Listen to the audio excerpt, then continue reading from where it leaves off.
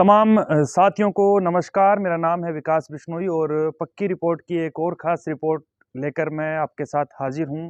मामला ओबीसी आरक्षण बिश्नोई समाज से जुड़ा हुआ है और कितना मुश्किल है केंद्र के अंदर बिश्नोई समाज को आरक्षण मिलना, ये आपको मैं कुछ पॉइंट्स के ज़रिए समझाने की कोशिश करता हूँ। ये यात्रा राजस्थान से शुरू हुई थी। राजस्थान में साल 2000 से पहले से ही बिश्नोई कम्युनिटी को राजस्थान राज्य में ओबीसी में शामिल कर दिया गया था। उनको वहाँ उसका लाभ भी मिल रहा है, लेकिन हरियाणा में नहीं है, पंजाब में नहीं है, यानी कि जो दूसरे राज्य हैं, मध्य प्रदेश को छोड़कर और राजस्थान को छोड़कर किसी भी राज्य में बिश्नोई कम्युनिटी को ओबीसी के अंदर शामिल नहीं किया गया है। अब समाज की तरफ से मांग उठी थी कि केंद्र के अंदर बिश्नोई कम्युनिटी को ओबीसी में शामिल किया जाए, ताकि जो यूथ है, जो टैलेंट है, जो बच्चे हैं, वो आगे बढ़ सके, ज़्यादा से ज़्यादा प्रशासनिक सेवाओं में वो शामिल हो सकें। कितना मुश्किल है, ये आपको मैं कुछ पॉइंट्स के ज़रिए बताता हूँ। देखिए, केंद्र में ओबीसी में शामिल होने के लिए सबसे ज़रूरी और पहला जो पॉइंट है, वो ये है कि राज्य में उस कम्युनिटी को ओबीसी के तहत शामिल किया जाना चाहिए। लेकिन राजस्थान, मध्य प्रदेश को छोड़कर बाकी किसी भी राज्य के अंदर ओबीसी में शामिल नहीं किया गया बिश्नोई समाज को। तो राजस्थान वालों ने ये शुरू की और वो अच्छी बात है, राजस्थान के बिश्नोई कम्युनिटी इकट्ठा हुई और वो दिल्ली पहुँचे, बड़ी अच्छी बात है। लेकिन अगर आप ये सोच रहे हैं कि केंद्र में अगर बिश्नोई समाज को ओबीसी में शामिल कर लिया जाता है, तो उसका लाभ पूरे हिंदुस्तान में जहाँ भी बिश्नोई रह रहे हैं, तो वो गलत बात है। राज्य में तभी उसका लाभ मिलेगा, केंद्र में तभी उसका लाभ मिलेगा जब राज्य में आपको ओबीसी में शामिल किया गया हो। मैं हरियाणा का उदाहरण देता हूँ। हरियाणा में भूपेंद्र सिंह हुड्डा ने मई 2014 में जाटों के साथ बिश्नोइयों को भी ओबीसी में शामिल करने की घोषणा की थी, लेकिन उसके बाद ये प्रजापत, जिनको कुमार समाज कहते हैं, उन्होंने इस पर ऑब्जेक्शन किया कि जो फैक्ट दिए गए थे, जो आंकड़े दिए गए थे, पेश किए गए थे, वो गलत थे। तो वो हाई कोर्ट चले गए, हरियाणा पंजाब हाई कोर्ट। उसके बाद से ये मामला सुप्रीम कोर्ट चला गया और उस पर स्टे है, यानी कि हरियाणा के अंदर अभी भी बिश्नोई समाज को आरक्षण ओबीसी के तहत नहीं मिला हुआ है। अब सिफारिश राज्य सरकार की तरफ से भी की जाती है। हरियाणा अगर केंद्र में बिश्नोई समाज को, जो हरियाणा के वासी हैं, उनको इस आरक्षण का लाभ लेना, उसके तहत आना है, तो उससे पहले राज्य सरकारें सिफारिश करती है कि हमने राज्य में इस कम्युनिटी को ओबीसी में शामिल कर लिया है और अब केंद्र में भी इनको लाभ मिलना चाहिए। लेकिन राजस्थान और मध्य प्रदेश को छोड़कर किसी भी राज्य में ओबीसी के तहत बिश्नोई कम्युनिटी नहीं आती है और राजस्थान इकलौता ऐसा राज्य है जिसने बिश्नोई समाज को लेकर केंद्र में सिफारिश की थी कि हमने राजस्थान में इनको आरक्षण दे रखा है, आप अब केंद्र में भी इनको ओबीसी के अंदर लेकर आइए। पता नहीं क्यों गलत-गलत फैक्ट, गलत-गलत जानकारियाँ पेश की जा रही है और इतनी बड़ी यात्रा निकाली गई, इतने सारे लोगों को ठंड में परेशान किया गया। कुलदीप बिश्नोई को खुद ये पता है, देवेंद्र जी बुडिया को ये पता है, सबको ये बात पता है कि इतना आसान नहीं है केंद्र में ओबीसी में शामिल होना।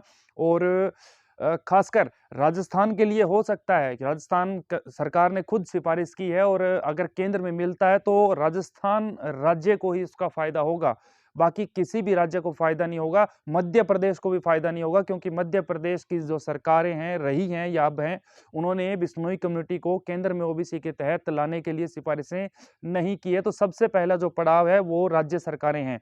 अगर पंजाब, हरियाणा, मध्य प्रदेश, उत्तर प्रदेश या फिर जहाँ-जहाँ भी बिश्नोई कम्युनिटी के लोग रहते हैं, जिन-जिन राज्यों में रहते हैं, वहाँ की सरकारें अगर सिफारिश करती है, सबसे पहले राज्य में उनको आरक्षण ओबीसी के तहत लाती है, उसके बाद केंद्र के लिए सिफारिश करती है, ये तभी संभव होगा।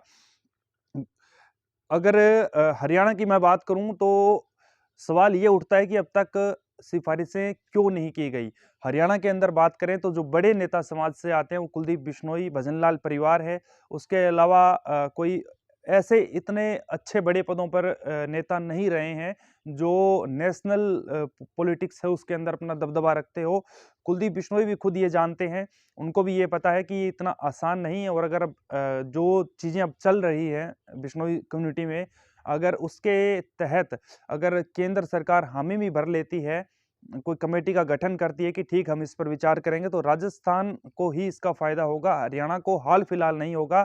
ये तभी संभव है जब सुप्रीम कोर्ट में जो स्टे चल रहा है बिश्नोई और जाटों को ओबीसी के तहत लाने के चक्कर में जो स्टे चल रहा है, अगर वहां से सुप्रीम कोर्ट की तरफ से कोई फैसला आता है और बिश्नोइयों को ओबीसी में हरियाणा में शामिल कर लिया जाता है, ये तभी हरियाणा में इसका फायदा होगा। पंजाब के अंदर जितना बिश्नोई बाहुल्य क्षेत्र है, उन लोगों को भी फायदा नहीं होगा जब तक पंजाब सरकार उसके लिए सिफारिशें नहीं करती है, पंजाब में इस कम्युनिटी को ओबीसी के तहत नहीं लाया जाता है।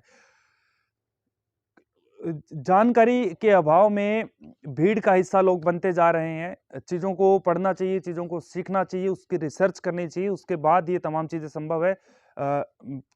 क्योंकि मीडिया ने ज़्यादा रुचि नहीं दिखाई इस सद्भावना यात्रा को लेकर, या फिर रामलीला मैदान में समाज जब इकट्ठा हुआ तो मीडिया ने ज़्यादा रुचि नहीं दिखाई। कुछ लोग थे जो जिनके पर्सनल कुछ पत्रकार नोन हैं, उन्होंने अपनी फ़ोटोएँ, अपनी चीज़ें, कुछ वीडियो क्लिप्स भेजकर अपने-अपने जगह पर, अगर मान लो कोई एमपी से आया है तो उसने रामलीला मैदान में फ़ोटो क्लिक करवाई और उसको अपने मध्य प्रदेश के किसी भी ज़िले में वहाँ रहता हो, वहाँ पर उसने उसको भेज दी और वहाँ के लोकल अखबारों में उनको पोस्ट करवाया गया।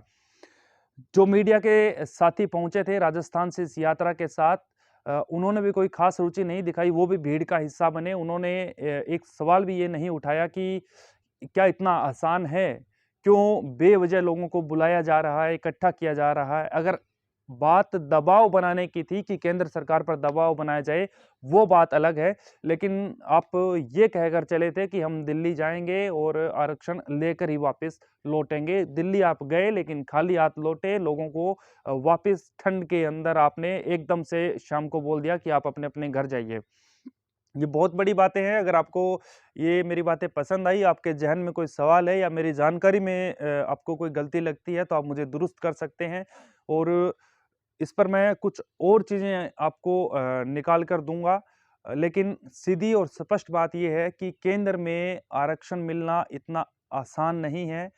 National commission for backward classes बहुत सारी चीज़ों को देखकर ही ये फैसले लेता है और उसमें सबसे पहला जो पड़ाव होता है वो ये कि इनको जहाँ से ये बिलॉन्ग करते हैं, जिस राज्य से ये बिलॉन्ग करते हैं, वहाँ इनका क्या स्टेटस है, क्या इनको वहाँ पर शामिल किया गया है।